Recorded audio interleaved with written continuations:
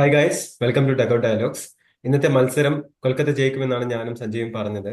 അതുപോലെ തന്നെ നടന്നു. പക്ഷെ ഞങ്ങൾ രണ്ടുപേരും പ്രതീക്ഷിക്കാത്ത ഒന്നും കൂടി ഇന്ന് നടന്നു. 80 റൺസിന് കൊൽക്കത്ത വിജയിച്ചു.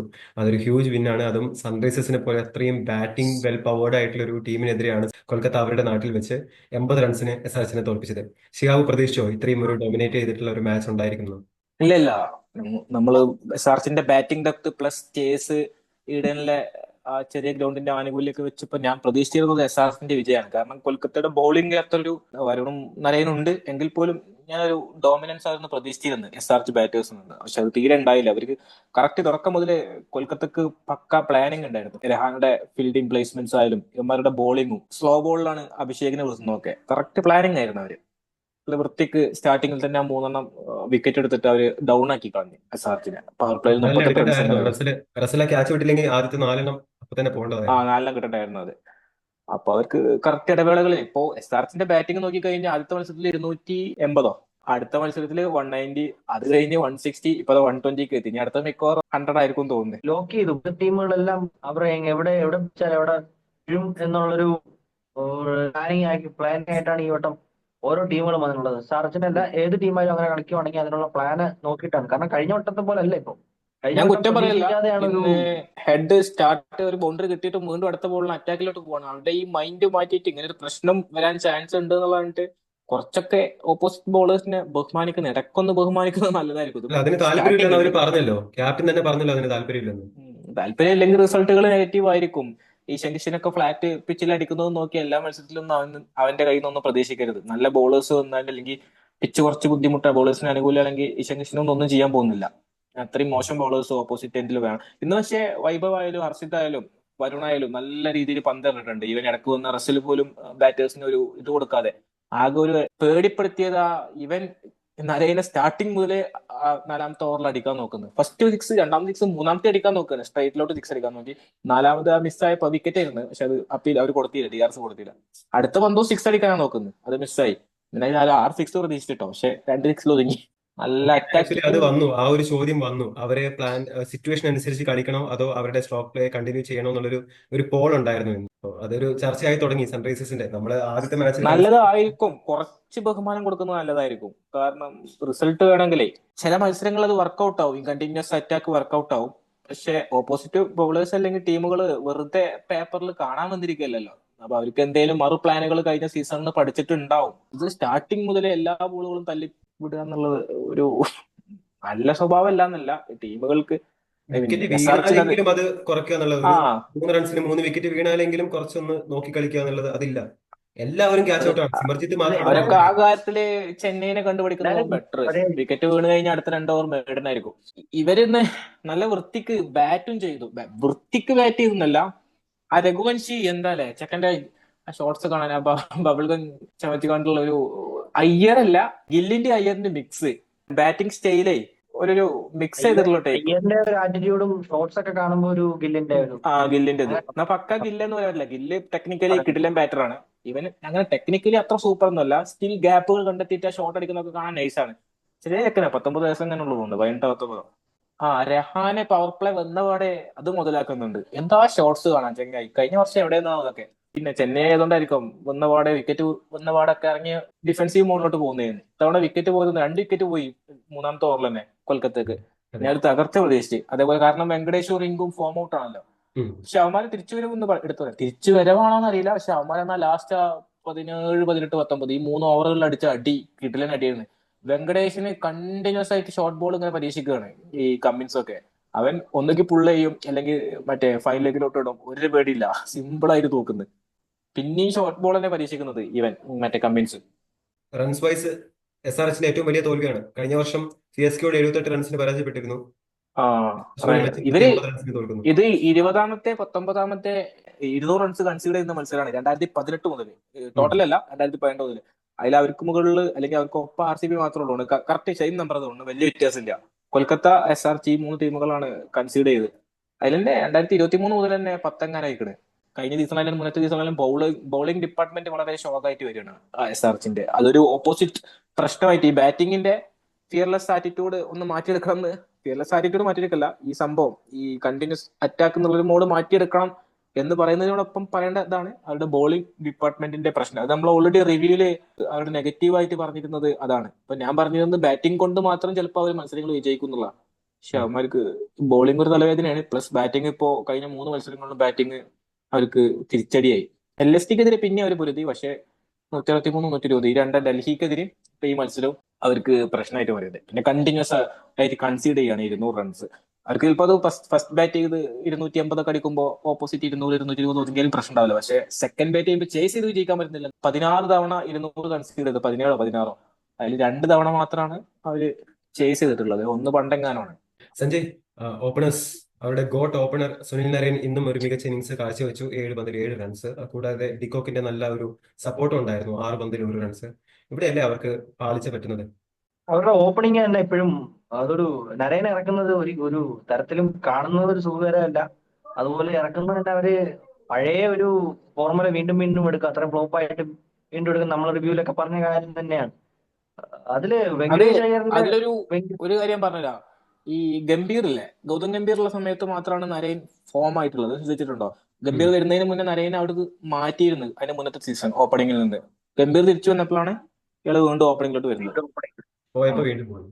അല്ല, അതുപോലെ തന്നെ വെങ്കടേഷ് അയ്യറിനൊക്കെ കുറച്ചുകൂടെ സെറ്റിൽ ആവാൻ ടൈം കിട്ടിക്കഴിഞ്ഞാൽ, ഇന്ന് കുറച്ച് ടൈം ഉണ്ടായിരുന്നു. വെങ്കടേഷ് അയ്യർ ഉം. വന്ന പൊസിഷൻ ആയാലും പുള്ളി ആ ഒരു സ്ലോ ഇന്നിങ്സ് ബിൽഡ് ചെയ്ത് ലാസ്റ്റ് കളിക്കുന്ന ഒരു പ്ലെയർ. ആൾറെഡി വന്ന ടൈമിൽ തന്നെ ഓപ്പണറായിട്ട് കുഴപ്പമില്ലാത്തൊരു സീസൺ ഉണ്ടായിരുന്നു. ആ CSK കപ്പടിക്കുന്ന season, CSK KKR match last ഫൈനലിൽ വരെ ഒരു നല്ല ഇന്നിങ്സ് ആ, അതെ കളിക്കുന്നുണ്ട്.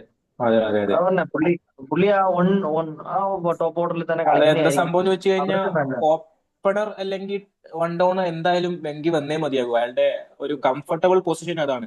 പ്ലസ് ഈ രഘുവൻഷി ഇല്ല, അവൻ പവർ പ്ലേ നല്ല രീതിയിൽ കളിക്കാൻ പറ്റിയിട്ടുള്ള പ്ലെയറാണ്.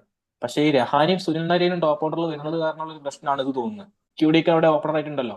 രഹാനെ ഇപ്പൊ നമ്പർ 3 പോയാൽ, നമ്പർ 3 നമ്പർ 4 പോയി കഴിഞ്ഞാൽ അവിടെ ചിലപ്പം ഇപ്പോഴത്തെ ആ ഒരു പുള്ളി കളിക്കുന്ന ഒരു രീതി, പുള്ളി നമ്പർ 4 ഒക്കെ ആണെന്ന് തോന്നുന്നു മുംബൈക്ക് വേണ്ടി കളിച്ചതെന്ന് തോന്നുന്നു. T20 കളിച്ചിട്ട് സെറ്റിൽ കാര്യം കളിച്ചത് ഉണ്ടാവും തോന്നുന്നില്ല. അയാളെ കാര്യമില്ല.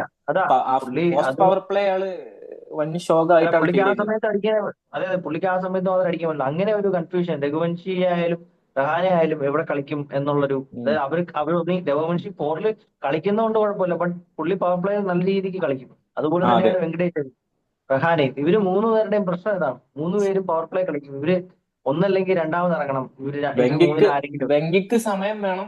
രഘു ആണെങ്കിൽ നല്ല രീതിയിൽ പവർ പ്ലേ കളിക്കും. രഹാനി സെയിം. ഇതിപ്പം KKRന്റെ 2023 മുതൽ കഴിഞ്ഞ 2 സീസൺ എടുത്ത് നോക്കുകയാണെങ്കിൽ 5-മത്തെ കോൺസിക്യൂട്ടീവ് വിജയമാണ് SRHനെതിരെ. അത് മുംബൈക്ക് KKR ഒരു ചെണ്ടയാവുന്നത് പോലെ SRH KKRന് ഒരു ചെണ്ടയായി മാറിക്കൊണ്ടിരിക്കുകയാണ്. അതുപോലെ അവരുടെ ഹൈദരാബാദ് 20-മത്തെ വിജയം. ചില ടീമുകൾക്ക് മുന്നിൽ നല്ല രീതിയിൽ തോറ്റുപോകും. എന്നാൽ ചില ടീമുകളെ പേടിയില്ലാതെ കളിക്കും ചെയ്യുന്ന ടീം. എനിക്ക് തോന്നുന്നു 2018 സീസണിൽ ചെന്നൈക്കെതിരെ 4 മത്സരങ്ങൾ തോറ്റിട്ടുണ്ട് തോന്നുന്നു. അതെ അതെ. മുംബൈ അതുപോലെ 2020 തൊട്ട് 2019 23 വരെ ഡൽഹിക്കെതിരെ 5 മത്സരങ്ങളും തോറ്റായിരുന്നു. ആ, ഓക്കെ. ചില സമയത്ത് അങ്ങനെയാണ് അവരുടെ ഒരു സ്ട്രീക്ക് എന്ന് പറഞ്ഞത്. ചിലപ്പോൾ അത് നെഗറ്റീവ് ആയിട്ട് ഒരു ഫീൽ ചെയ്യും. അവന്മാര് ഈ അടിക്കുന്നത് മാറ്റി നിർത്തി കഴിഞ്ഞാൽ വലിയ ടീമൊന്നും അല്ല IPL. പിന്നെ എന്റർടൈൻമെന്റ് RCB പോലെ എന്റർടൈൻമെന്റ് തരുന്നുണ്ടെന്ന് മാത്രം. അതിനപ്പുറത്തേക്ക് അവന്മാര് ഒരു ബിഗ് ടീമായിട്ട് എനിക്ക് ഫീൽ ചെയ്തിട്ടില്ല. 2016 കപ്പെടുക്കുന്നുണ്ടെങ്കിൽ പോലും വലിയൊരു ടീമായിട്ട് ഫീൽ ചെയ്തിട്ടില്ല. ഡെക്കാൻ ചാർജേഴ്സിന്റെ പകരമല്ല വരുന്നത്. പക്ഷെ ഡെക്കാൻ ചാർജേഴ്സിന് ഒരു ഓറ ഉണ്ട്. ഒരു ഓറ എന്ന് പറയുന്നത് വലിയ ഒരു പ്രത്യേക തരം ഓറ തന്നെയായിരുന്നു. അവന്മാർ ഒറ്റ സീസണിലെ കപ്പെടുത്തിട്ടുള്ളൂ, ബാക്കി സീസണുകളിലെ എല്ലാം അണ്ടറിലായിരുന്നു. പക്ഷെ സ്റ്റിൽ ആ ടീമിന്റെ പ്ലേയേഴ്സും ഉം. എന്തെയ്യുന്ന ടീം 2008 അവന്മാരുടെ ഒരു ഓറ ഒരിക്കലും ഈ പറഞ്ഞ SRH ഫീൽ ചെയ്തിട്ടില്ല. വല്ലാത്തൊരു ടീമാണ് അവര്. ആദ്യത്തെ ഡെക്കാൻ ചാർജേഴ്സ് ഭയങ്കര ആ, അതെ. 2008 സൈമൺസ് ഒക്കെയാണ് അവിടെ കളിച്ചോണ്ടത്. അതുപോലത്തെ സെയ്മൺസ്, ആജാന് ബാഹു, ഷാഹിദ് അഫ്രീദി, ഗിബ്സ്, പിന്നെ വിക്കർസ്റ്റാണ് മെയിൻ അവരുടെ. പിന്നെ അതെ. ഹോപ്സ് ഉണ്ട്. പിന്നെ ഇതുപോലത്തെ നമ്മൾ ഈ മൈറ്റി ആയിട്ടുള്ള പ്ലേയേഴ്സ് ഒക്കെ കളിച്ച ഒരു ടീം ഭയങ്കര ഒരു വല്ലാത്തൊരു ടീമാണ്. പക്ഷെ ആദ്യത്തെ അവന്മാര് നമുക്ക് സീസണിൽ അവർ ഏറ്റവും വല്ലാത്തൊരു അവസാനമാണ് ഫിനിഷ് ചെയ്തത്. ആദ്യത്തെ അതെ. സീസണിൽ അവസാനമാണ് 2008 ഫിനിഷ് കപ്പടിക്കും എന്ന് പറഞ്ഞ ടീമായിരുന്നു അവര്. ഇതില് ചെയ്തത്. 8ാമതാ ഫിനിഷ് ചെയ്യുന്നത്. പിന്നെ ഉം. 7ാമത് ഫിനിഷ് ചെയ്തത് RCB ടെസ്റ്റ് ടീമായിരുന്നു. വലിയ കാര്യമില്ല. അത് ഉം. എക്സ്പെക്ടഡ് ആയിരുന്നു. കാരണം പക്ഷെ അടുത്ത സീസൺ അവർ ബൗൺസ് ബാക്ക് ചെയ്ത് വന്നില്ലേ. അവർ അവർ രണ്ടുപേരും ആണ് രണ്ടുപേരും അവിടെ ഫൈനൽ ഫൈനൽ കളിച്ചത്. കളിച്ചു. 7 വട്ടം രണ്ടുപേരും ഫൈനൽ എത്തി. കളിച്ചു. ഫസ്റ്റ് അത് 2ാം ദിവസം നടക്കുന്നത് സൗത്ത് ആഫ്രിക്കയിലാണ്. റൺസ് ഉം. ഒഴുകുന്നില്ലല്ലോ. കാരണം ടെസ്റ്റ് പ്ലേയേഴ്സിന് പറ്റിയിരുന്നു. എന്തായിരുന്നു ഫസ്റ്റ് IPL സ്റ്റാർട്ടിങ് കൊൽക്കത്ത ഇവരെ മത്സരത്തിൽ ഓർമ്മല്ലേ? ഉം. 223 ജേഴ്സി ചെയ്യാൻ നേരത്ത് രാഹുൽ ദ്രാവിഡും വസീം ജാഫർ ഇറങ്ങുന്നത്. എന്താ ടീം. ജാക്കാലീസ് അടുത്തത് ചന്ദ്രബോളിൽ ഇറക്കിയതാ തോന്നുന്നു അവര്. എന്ത് അന്ന് തൊട്ട് പറ്റിയാണോ? തുടങ്ങിയതാണ് RCBക്ക് ചിന്നസ്വാമിയിലുള്ള യോഗം. അത് അതെ. കഴിഞ്ഞ മത്സരം കണ്ടിന്യൂ ചെയ്തു. പ്ലേ ഓഫ് വെച്ച് ഫീൽ ചെയ്യുന്നത് വെങ്കടേഷ് ആയിരിക്കും തോന്നുന്നു, അല്ലെങ്കിൽ വൈഭവ്. വൈഭവാണ്. വൈഭവ് അറോറയാണ്. വൈഭവമാണ്. കാരണം ആ സ്റ്റാർട്ട് കൊടുത്തോണ്ടായിരിക്കാം. സ്റ്റാർട്ട് കൊടുത്തു, ക്ലാസിന്റെ വിക്കറ്റ് എടുത്തു. ക്ലാസിന്റെ ക്ലാസിന്റെ വിക്കറ്റ് വിക്കറ്റ് എടുത്തു. ക്ലാസൻ വേറെ മോഡിലോട്ട് മാറുമ്പോഴാണ് കറക്റ്റ് വന്ന് വിക്കറ്റ് എടുക്കുന്നത്. ക്ലാസിന് ഒരു കോൺഫിഡൻസ് കുറവ് പോലെ ഫീൽ ചെയ്തിട്ടുണ്ടോ കണ്ട ബാറ്റിംഗിൽ? ഉം. എന്തോ അതെ, ഒരു പുള്ളിയുടെ ഒരു ആറ്റിറ്റ്യൂഡ്, ഒരു ആ നല്ല ഒരു കളി ജയിപ്പിക്കാൻ പറ്റുന്ന ഒരു ആറ്റിറ്റ്യൂഡ്, അല്ലെങ്കിൽ നമുക്ക് കാണുമ്പോൾ തന്നെ നമുക്ക് തോന്നും പുള്ളി ഫിനിഷ് ചെയ്യും ഇത്, അല്ലെങ്കിൽ കൊണ്ട് ഫൈനൽ വരെ എത്തിക്കും എന്നുള്ളൊരു അതായത് തോന്നലുണ്ടാക്കുന്നില്ല. ഏത് സീസണിൽ ഇരുന്ന ആ ഒരു പക്കാ ഫിയർലെസ് ആയിട്ട് വന്നില്ല. കഴിഞ്ഞ സീസൺ അല്ലല്ലോ, അതിന്റെ മുന്നത്തെ സീസൺ അല്ലേ അതെ. എസ് ആർ എഫിന് 2022 വേണ്ടി ഒറ്റയാൾ പോരാട്ടം നടത്തിയ ഒരു സീസൺ, കഴിഞ്ഞതിന്റെ മുന്നത്തെ സീസണല്ലേ. അപ്പൊ ആ ഒരു മോഡിലോട്ട് വന്നേ മതിയാകും. കാരണം ഇവന്മാര് ഒരു ഇത് തരുന്നില്ലല്ലോ. ഇപ്പൊ ടോപ്പിൽ കളിക്കുന്ന 4 പേരും 100% പോയിട്ട് 50%. അഭിഷേക് ഒന്നും ഫോമിലോട്ട് പോലും എത്തിയിട്ടില്ല ഇതുവരെ. എനിക്ക് തോന്നുന്നു അഭിഷേകൊക്കെ ധോണിന്റെ പിന്നിലാണ് സ്കോഡിൽ. ധോണി ടോപ്പ് 20 എങ്ങാനുണ്ട് തോന്നുന്നു, 40 റൺസ്. പിന്നെ നാളത്തെ മാച്ച് LSG vs മുംബൈ. നല്ല ഇവിടെ മനസ്സിലായി കൂട്ടോ, LSG എനിക്ക് ഫീൽ ചെയ്യുന്നു. ലക്നൌവിലാണ്. ലക്നൌവില് ആ ചത്ത പിച്ചാണെങ്കിൽ നല്ല മാച്ച് ആയിരിക്കൂല ഗ്രൗണ്ടിലാണെങ്കിൽ. പക്ഷെ ഗ്രൗണ്ട് എവിടെയാണ്? ഹെഡ് LSG 5 വിജയമാണ് മുംബൈക്കെതിരെ നേടിയത്. മുംബൈക്ക് ഒരു വിജയം മാത്രമേ ഉള്ളൂ. 5 തവണ ഗുജറാത്തിലും മുംബൈയുടെ റെക്കോർഡ് മോശമാണ്. ഗുജറാത്തിൽ ഒറ്റ തവണ ഗുജറാത്തിനെതിരെ ജയിച്ചിട്ടില്ല. 4 തവണ ഗുജറാത്തിനെതിരെ അഹമ്മദാബാദിൽ കളിച്ച് 4 തവണയും പൊട്ടി. അഹമ്മദാബാദിലെ മുംബൈയുടെ റെക്കോർഡിന്റെ ആകെ മോശമാണ് തോന്നുന്നു. 6 മത്സരത്തിൽ 1 മത്സരം എങ്ങാനും മുംബൈ ജയിച്ചിട്ടുള്ളൂ. പക്ഷെ ഇവരുടെ ഗ്രൗണ്ടിലുള്ള സ്കോർ ഒക്കെ വളരെ കുറവല്ലേ. നാളെ ലാസ്റ്റ് ഇവര് മത്സരത്തിൽ അത്യാവശ്യം സ്കോർ വന്നിട്ടുണ്ട്. നാളെ ഇവര് എങ്ങനെ കളിക്കുന്നതനുസരിച്ചിരിക്കും മുംബൈയുടെ ഒരു രീതി. മുംബൈ ഫോമിലോട്ട് ബോളേഴ്സില്ല, എത്തിയിട്ടുണ്ട്. സ്പിന്നേഴ്സ് എന്ന് പറയാനായിട്ട് പുള്ളി വിഘ്നേഷ് മാത്രം എന്തെങ്കിലുമൊക്കെ ചെയ്തിട്ടുള്ള, പിന്നെ സാൻഡറും. അവർ രണ്ടുപേരും മാത്രമല്ല, മേ ബി ഒരാളെയും കൂടെ ഇൻക്ലൂഷൻ വന്നേക്കാം പിച്ച് അനുസരിച്ച്. ഇപ്പൊ സ്പിൻ പിച്ച് അനുകൂലമാണെങ്കിൽ ചിലപ്പം ഒരാളും കൂടെ വന്നേക്കാം, അല്ലെങ്കിൽ വിൽ ജാക്സ് തന്നെ ഒരു 1-2 ഓവർ തള്ളി എറിയിപ്പിക്കാനായിട്ട് ചിലപ്പോൾ ഉണ്ടാവും തോന്നുന്നു. നമ്മാൻ തീർ എറിയുന്നുണ്ടല്ലോ, കുഴപ്പമില്ല. ഒരു CSKയോട് ആയതുകൊണ്ടാണ് അതുകൊണ്ട് അന്ന് കുഴപ്പം, നല്ല ബോൾ ചെയ്തുകൊണ്ട് നമ്മാൻ. ബട്ട് ഇനി എങ്ങനെയാണെന്ന് പറയാൻ പറ്റത്തില്ലല്ലോ. നെമാന്റെ കയ്യിൽ നിന്നൊന്നും പ്രതീക്ഷിക്കണ്ട. നെമാനൊക്കെ ഓർഡിനറി സ്പിന്നറാണ്. വിഘ്നേഷ് എന്തെങ്കിലും ചെയ്താലായി, അല്ലെങ്കിൽ പിന്നെ സാനർ ശർമ്മ അല്ലേ ഒരാൾ വന്നിട്ട്. കരൺ ശർമ്മ നാളെ ഇറക്കും. നാളെ ഇപ്പം ഇവര് വിന്നിംഗ് ടീമിനെ ഒന്നും നമുക്ക് പ്രതീക്ഷിക്കാൻ പറ്റില്ലല്ലോ. മുംബൈ ഇവരിപ്പം ആയതുകൊണ്ട് നാളെ മാറ്റം പറയാം. സ്ട്രാറ്റജിക്കൽ ആയിട്ടുള്ള ചേഞ്ചിങ് ഒക്കെ വരും. കാരണം 2-ാം മത്സരത്തിൽ തന്നെ അവര് വിഘ്നേഷിനൊക്കെ മാറ്റി നിർത്തിയ ടീം. ഏതെങ്കിലും വിജയിച്ച ടീമിനെ ഇങ്ങനെ നിലനിർത്തി കൊണ്ടുപോകുന്ന ചില ടീമുകളെ പോലല്ല. ഫോം ആയാലും പ്രശ്നമില്ല, ഫോം ഔട്ട് ആയാലും അതെ. പ്രശ്നമില്ല. അങ്ങനെ കുറെ ടീമുകൾ. ഞാൻ LSTയുടെ കൂടെ പോകുന്നു. ഞാനും LSG ജയിക്കുമെന്നാണ് ഞാൻ വിചാരിക്കുന്നത്. പിന്നെ സ്ട്രീക്ക് വെച്ചിട്ട് മുംബൈ തോറ്റുകൊണ്ടിരിക്കുകയാണ്. മുംബൈ ഇപ്പൊ കണ്ടിന്യൂസ് ആയിട്ട് കഴിഞ്ഞ 9 മത്സരങ്ങളിൽ 2 വിജയങ്ങളോ 1 വിജയം എങ്ങനെ ഉള്ളൂ IPL-ന്റെ ടോട്ടൽ ലാസ്റ്റ് മത്സരങ്ങളിൽ. അതൊക്കെ അവർക്ക് ബൗൺസ് ബാക്ക് ചെയ്യാനേ പറ്റുള്ളൂ. ബൗൺസ് ബാക്ക് ചെയ്യാനേ ഉള്ളൂ. സ്കോഡുണ്ട്. അതെ, ബുംറ വരുന്നുണ്ടെന്ന് പറയുന്നുണ്ട്. ബുംറ കളിക്കോ സെക്കൻഡ് വീക്ക് വരുന്നല്ലേ പറഞ്ഞേ? അറിയില്ല, അതിനെ കുറിച്ച് ന്യൂസ് ഒന്നും വന്നിട്ടില്ല. ബുംറ 3 മുംബൈ മാച്ച് എന്തെങ്കിലും പറഞ്ഞു തോന്നുന്നു. മേ അല്ല, ബി ബുംറ വരാൻ അത് ലേറ്റ് ആവും. കഴിഞ്ഞിട്ടായിരിക്കും. ഞാൻ ന്യൂസ് കണ്ടു, വരാൻ ലേറ്റ് ആവും. 6 മത്സരങ്ങൾ 5 മത്സരങ്ങൾ അങ്ങനെ മിസ്സാവും എന്ന് പറഞ്ഞു ആകെ ടോട്ടല്. അത് അവർക്ക് കുറച്ച് കനത്ത അടിയാണ്. അതെ, കാരണം അവർക്ക് 6 മത്സരങ്ങളിൽ 2-3 മത്സരം വിജയിച്ചേ മതിയാവും 6 ആണെങ്കിൽ. അല്ല, കുഴപ്പമില്ല. അവർ 5 മത്സരമൊക്കെ തോറ്റിട്ട് കപ്പടിച്ചിട്ടുള്ള ചരിത്രമുള്ള ടീമാണ്. ഇല്ല, അവർ 5 അവർക്ക് മത്സരം പറയാൻ കപ്പ് 4 പറ്റിയിട്ടില്ല. മത്സരമാണ് അവർ തോറ്റിരിക്കുന്നത് 2013-ൽ. അതെ 5 മത്സരങ്ങൾ ആ തോറ്റത് 2014-ലാണ്. അന്ന് അവർ അതെ കപ്പടിച്ചിട്ടില്ല. അതെ അതൊരു മിത്താണ് 5 മത്സരങ്ങൾ കപ്പടിച്ചെന്നുള്ളത്. പാമ്പൊഴിയായിട്ട് പറഞ്ഞുകൊണ്ടേയിരിക്കുന്നു. എനിക്ക് തോന്നുന്നു നാളെ മുംബൈ വിജയിക്കുന്നതാണ്. അതിന്റെ പറയാനുള്ള മെയിൻ റീസൺ എന്റെ ഒപ്പീനിയനിൽ എത്ര പേര് അംഗീകരിക്കുന്ന അറിയില്ല, LSG ആണ് ഈ ടൂർണമെന്റിലെ ഏറ്റവും വീക്ക് ടീം. നിക്കോളസ് പൂരൻ ഉം. ഒരു പ്ലെയറിന്റെ ഫോം ഒഴിച്ചു നിർത്തിയാൽ പുള്ളി പെട്ടെന്ന് ഔട്ട് അത് ആവുകയാണെന്ന് ഒരു പറയാനില്ല. സ്റ്റാറ്റ് ഞാൻ പറഞ്ഞുതരാം. 33.33% റൺസ് സ്കോർ ചെയ്തിട്ടുള്ളത് ആ ചെങ്ങായിയാണ്. ഈ മൊത്തം ടീമിൽ. LST ഇതുവരെ സ്കോർ ഇത്തവണ. അതില് ആ ചെങ്ങായില് അത് കോൺസെൻട്രേഷൻ ഫുൾ അയാളാണ്. അതൊരു പ്രശ്നമാണ്.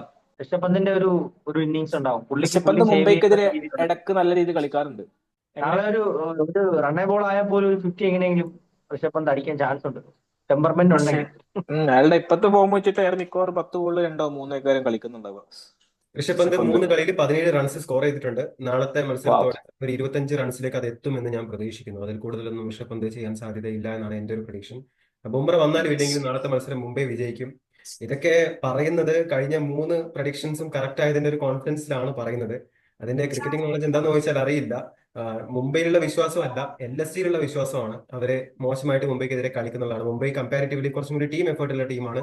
മുൻ ക്യാപ്റ്റൻ രോഹിത് ശർമ്മ ആള് ഇമ്പാക്ട് ആയിട്ടാണ് കളിക്കുന്നത്. ബാറ്റ് ചെയ്താൽ മാത്രം മതി. ഒരു 4 ഒരു 6 ഒക്കെ ആയിട്ട് പവർ പ്ലേയിൽ ഒന്ന് സ്റ്റാർട്ട് ചെയ്ത് കളിച്ച് ഒരു 25-ലധികം റൺസ് സ്കോർ ചെയ്യുമെന്ന് പ്രതീക്ഷിക്കുന്നു.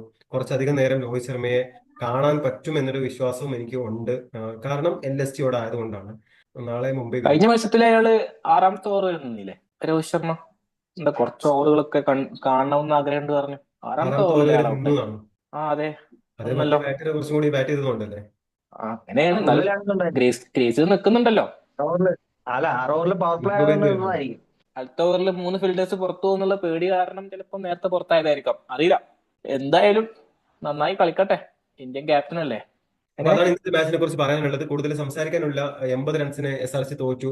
ഒരു ബാറ്റിംഗ് തകർച്ച തന്നെയായിരുന്നു. KKR നല്ല രീതിയിൽ തിരിച്ചു വന്നു. അവർ പോയിന്റ്സ് ടേബിളിൽ ഏറ്റവും താഴെയായിരുന്നു. അവരെ 80 റൺസിന് വിജയിച്ചത് കൊണ്ട് തന്നെ കുറച്ചും കൂടി അവരെ കയറി വരും. വൈഭവ് അറോറ ഒരു നല്ലൊരു അവരിപ്പോ ബോളിംഗ് അഞ്ചാമതെത്തി. അഞ്ചാമത്. കൊൽക്കത്ത ഈ അഞ്ചാമതെത്തിയിട്ടുണ്ട്. സമയത്ത് പോയിന്റ്സ് ടേബിൾ അനലൈസ് ചെയ്യുന്നതിൽ കാര്യമില്ല. ഒരുപാട് മാറ്റങ്ങൾ വന്നുകൊണ്ടേയിരിക്കും. പിന്നെ ഈ സീസണിൽ ഞാൻ കഴിഞ്ഞ റിവ്യൂവിൽ പറഞ്ഞിരുന്നു, എനിക്ക് ഏറ്റവും ഇഷ്ടമുള്ള ഒരു കാര്യം എന്ന് വെച്ചാൽ ഭയങ്കര ലെവലിംഗ് ആയിട്ടാണ് കാര്യങ്ങൾ പോയിക്കൊണ്ടിരിക്കുന്നത്. ബാക്കി എല്ലാ സീസണും നോക്കുകയാണെങ്കിൽ ആദ്യത്തെ ഒരു 3 മത്സരത്തിൽ തന്നെ ആരൊക്കെയാണ് ടോപ്പായിട്ട് പെർഫോം ചെയ്തത്, ആരൊക്കെയാണ് ഏറ്റവും മോശം എന്നുള്ളത് മനസ്സിലാവുമായിരുന്നു. പക്ഷേ ഈ സീസണിൽ ആദ്യത്തെ 3 മത്സരം പിന്നിടുമ്പോൾ തന്നെ എല്ലാ ടീമുകളും ഒരു മത്സരം കുറഞ്ഞത് വിജയിച്ചിട്ടുണ്ട്. ഞാൻ ഇന്നലെ കൊൽക്കത്ത ജയിക്കും എന്ന് പറയാൻ കാരണം അത് തന്നെയാണ്. അവർ ഏറ്റവും താഴെയാണ്. അങ്ങനെ അത്ര താഴെ അവർ ഫിനിഷ് ചെയ്യുന്ന എനിക്ക് തോന്നിയില്ല, LSC പോലുള്ള ടീമുകളൊക്കെ ഉള്ളപ്പോൾ. അതുകൊണ്ട് അവർ കയറി വരുമെന്ന് ഞാൻ പ്രതീക്ഷിച്ചു. ഞാൻ ഏറ്റവും കൂടുതൽ ലോ ആയിട്ട് റേറ്റ് ചെയ്യുന്ന ടീം LSC തന്നെയാണ്. അവർ നാളെ മുംബൈയോടാണ് മത്സരം. അവരുടെ ഹോം ഗ്രൗണ്ടിലാണ്, ബട്ട് സ്റ്റിൽ മുംബൈ വിജയിക്കുന്നതാണ് എനിക്ക് പറയാനുള്ളത്.